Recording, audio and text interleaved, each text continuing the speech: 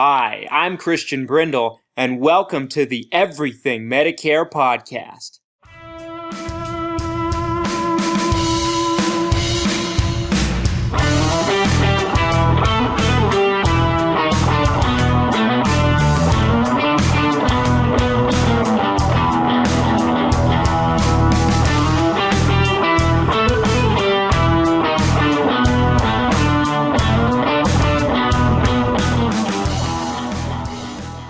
What's up, Everything Medicare Podcast Nation? This is Christian Brindle, wherever you are and however you might be listening to me today. Thank you so much for taking the time. For those of you that are unfamiliar, my name is Christian Brindle. I own and operate a company called Christian Brindle Insurance Services located about 20 minutes outside of Salt Lake City, Utah, and we work with people in 10 states at the moment on the Medicare health plans. And on this podcast, once a week on Mondays, we discuss your Medicare, your Medicaid, your Social Security, and everything that has to do with that golden age called retirement. Folks, we are still, it's been going on probably for about 6 months now, but we are still in the middle of a worldwide, really, if you think about it, pandemic with the coronavirus, with this COVID-19 thing. And it's made life change for all of us, in my opinion, in at least some way or another. Some of us are probably more impacted than others. But one thing that we can all agree on, and I don't think there's any evidence to dispute what I'm about to say, the people that are impacted more than anyone are, number one, older folks, people on Medicare, for the most part. Number two, people with pre-existing health conditions of sorts. Typically, people with, asthma, people that take inhalers, people with problems with their lungs, something like that. Those are the people that are most impacted because this is a sickness and a disease that kind of like bronchitis or pneumonia or something like that typically attacks your lungs in a fluid-like manner. We know this. And life has been different for all of us in some form or fashion. Now, what do we know about COVID-19? Well, we know that 97 to 98% of the people, depending on your source, recover, make a full recovery. That's what I've known. That's what I've been under the impression of from everything I've read and studied. Obviously, I'm no doctor, and I don't pretend to be one. I'm just a guy in front of a microphone talking to you about Medicare. I'm talking to you about a topic that needs to be heard, but not anybody really wants to talk about or is unwilling to talk about because they don't want you to know the truth about a lot of things. This show has been dedicated to the truth and nothing but the truth, so help you God. Essentially, folks, if you go to the store, if you go out in public, in most areas, you have to wear a mask in most places of the country. Here in Utah, where I live, it's a county mandate where if you go out in public and you're not wearing a mask, you can get in trouble for it. Not everybody abides by that, and they just kind of do whatever they want, but a lot of businesses won't let you in unless you're wearing a mask. A lot of places like gyms will have to basically have you reserve your spot. So I turned 28 years old last week. On Thursday, the 13th actually, was my 28th birthday. A lot of you reached out to me to wish me a happy birthday, so I really, really appreciate that, and I really would like to thank anybody that took the time that listens to us on a weekly basis. But basically, I turned 28 years old.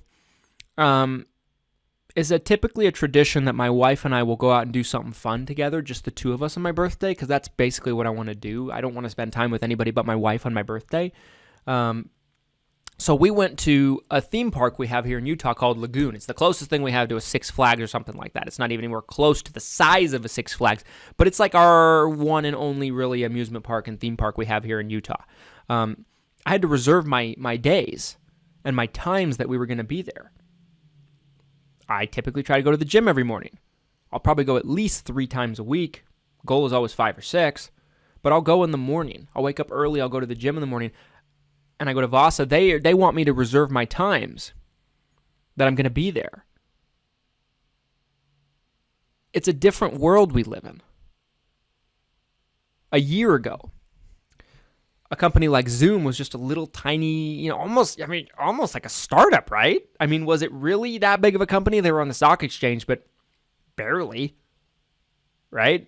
I mean, I guess you could argue they're a publicly traded company, but they were not a humongous company. Look at what they are today. They've become one of the fastest growing companies in the world, if you think about it, because of the need for the service they put out to the marketplace and to the world that has instantly, overnight, become so valuable to people, so valuable to us. I just got off a Zoom call with someone on the other part of the country. It's definitely helped us stay in communication with people. But this is a different world. And Zoom has basically been, and a lot of other platforms, not just Zoom, but they have been basically aggressively taking the precautions to update their technology as much as possible because they need to keep up with the rapid amount of new users they are taking on a daily basis and how much more traffic is being had on a daily basis. There were a couple of times I read that the platform crashed because it couldn't handle all the people on it. It wasn't ready for that type of growth in such a short amount of time. They've had to kind of go with the flow, innovate on the fly. And it's very interesting. It's a new world. I did something called continuing education last week, the day after my birthday, the 14th on Friday, which is basically it's a class I have to sit through. I have to get a certain amount of hours every 2 years to renew my insurance license. Every insurance agent has to do it. If you're in the insurance business, you know all about continuing education. We had to do our final little bit. We had done some of it already, but we had to do a final little bit to get the remaining hours done this past week, and there was a group of us that typically we all get together here at the office. An instructor comes out, and we all do it together, and we sit, and we listen to the guy. This year, never ever had anything like this happen before. We're all in the same state, but the instructor's over 70. He doesn't want to sit in a room with us, put himself at risk. So we did the whole thing on Zoom, the entire thing on Zoom. It's a new world we live in today. And I think it's a conversation that we need to have. Should you, my audience, people on Medicare, be letting insurance agents into your homes this coming fall for open enrollment? Should you? In years past, it was common practice for an insurance agent to stop by, the whole I'll be out in your area kind of thing, that bullshit they say when they're really nowhere near you and they're just making an excuse to come by. Right? I mean, we all know. Right? We all know. If you don't know, now you do. But it's always been common practice. Have an insurance agent come to your home. Meet up at a senior center or some kind of event to sit with a group of other people in a room, maybe 100 people or so, and hear a presentation about a certain plan during open enrollment from October 15th to December 7th. A lot of you that are listening that have been on Medicare for some time, that's probably what you're accustomed to doing. This year's going to be a little different. Folks, I have to take a quick break here from this week's sponsor. But I have a lot to say about what I think this upcoming open enrollment is going to look like and what you should be watching out for, what you should be careful about, and what you should be aware of. And I have a lot to say. Don't go anywhere. I'll be right back after this quick break.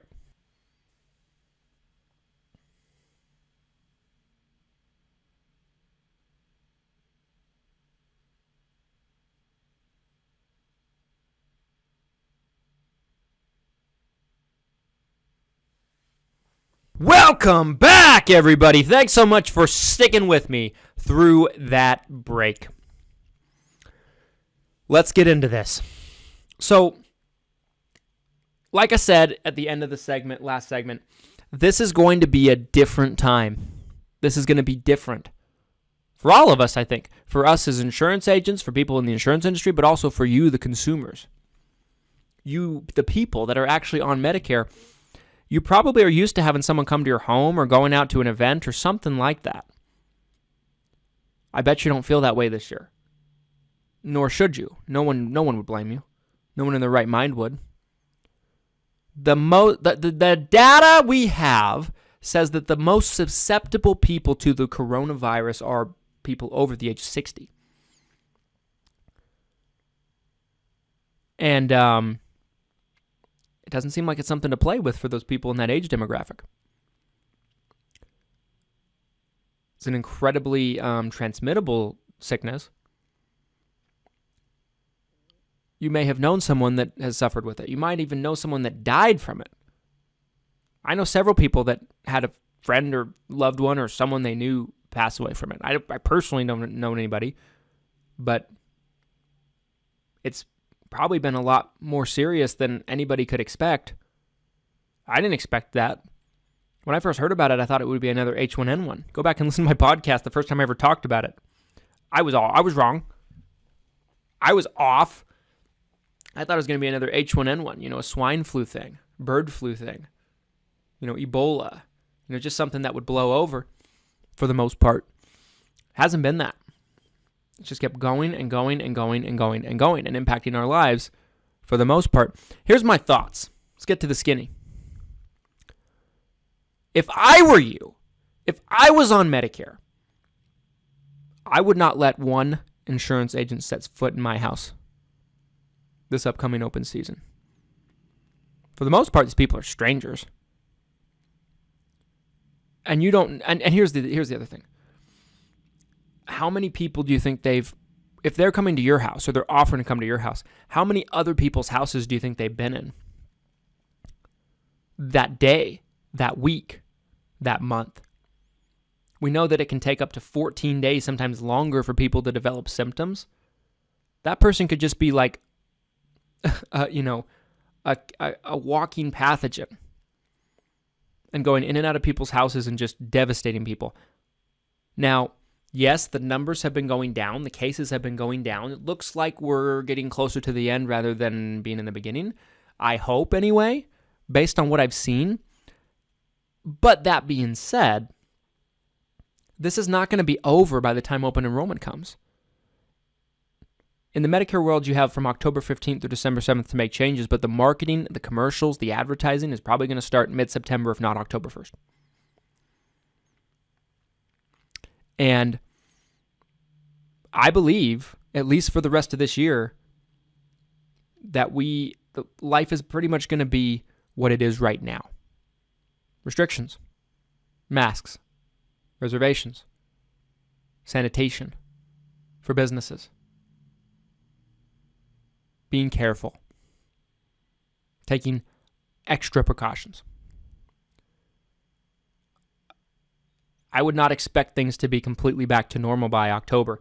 Could things possibly be better? Yes. Could they possibly get worse as things start to cool down as far as temperatures around the country? That could be a possibility, right? I mean, it sounds probable to me. Not that I'm a doctor or I'm an expert on the fact, but I have heard that from people that are. Both of those things. I would not expect anything to be changed dramatically from now until October. We had that second wave. Who's to say we won't have a third wave? Right? I mean, I'm playing devil's advocate here. I don't know. I don't know any more than you do. But what I do know is if I was a senior and I was on Medicare, I would not be comfortable letting an agent come into my house. You don't know who they've been in contact with.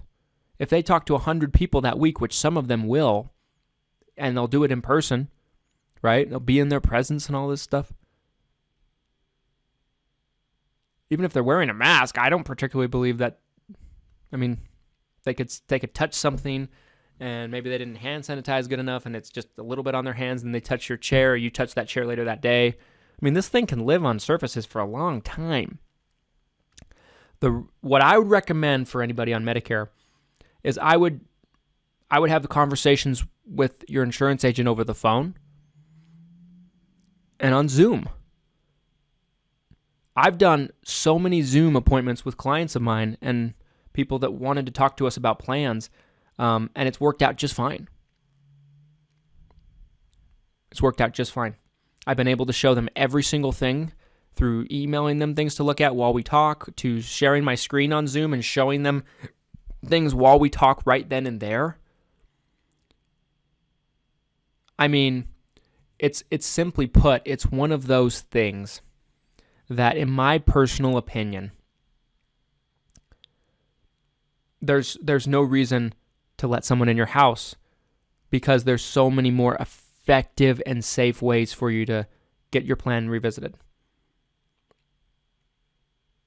At the very least, we've had people come into our office, but we have control in our office. If someone else comes in, we can clean, we can sanitize, we can take precautions, we can make our office as safe an environment as possible. I can't do that as much if I'm going into your house and then I'm going into your neighbor's house and I'm going into your sister's house. So we're probably going to have, what we're going to be doing this upcoming open enrollment period with our own clients and customers is we're going to be having people come into the office that would like to see me face to face. But for the most part, we'll probably be doing most of our interactions over the phone and through Zoom for people that are in other states. Of course, I mean, I'm not going to go to your house if you're in another state, even if this wasn't a pandemic, right? I'm not going to jump on a plane and fly to see you. That's silly. I don't have time for that. But for our clients here in Utah, where our office is, that's probably the way we're going to do it. And I would encourage you to probably adopt that philosophy. I would not let an insurance agent come into your home. Is it worth potentially your life, your livelihood, your health? Stay safe. Do things virtually. Do things over the phone. Keep your distance. Don't get within 100 feet of your insurance agent. Not because they're bad people. Not because they're out to get you. They're wolves in sheep's clothing. That's not what I'm saying. But they could be carriers of the virus, and this thing ain't over yet. Anyway, folks, just wanted to make an episode about that. There's something that was weighing heavy on my heart, and I think a lot of people need to see that. I think you're going to be better off taking these precautions. You're going to reduce your risk tremendously, and you're still going to be able to get your plan revisited and get everything taken care of that you need done during open enrollment. As always, folks, if you live in one of the 10 states that we're licensed to help people with their Medicare plans, we have access to every single insurance company available in the industry today, and we carry a majority of the top insurance companies, the largest insurance companies, and we can basically sort through the options to help you find the best available fit based on your needs and preferences. Our office number is 801-255-5340, 801-255-5340. Ask for Christian. I'd be happy to talk with you. We work with people in the states of Utah, of course, Idaho, Colorado, Oregon, Washington, California, Texas, Virginia, South Carolina, and Florida. Again, that's Utah, Idaho, Colorado, Oregon, Washington, California, Texas, South Carolina, Virginia, and Florida. Thank you so much for taking the time to listen. I appreciate you more than you know, and we're going to have some fantastic episodes coming up for you in the next couple of months, rolling into the enrollment period. We're only a couple months away, maybe a little bit less. Thanks for the time, folks. Thanks for listening. We'll be back with you next week. Have a fantastic week. And I can't wait to talk with you next Monday. Take care.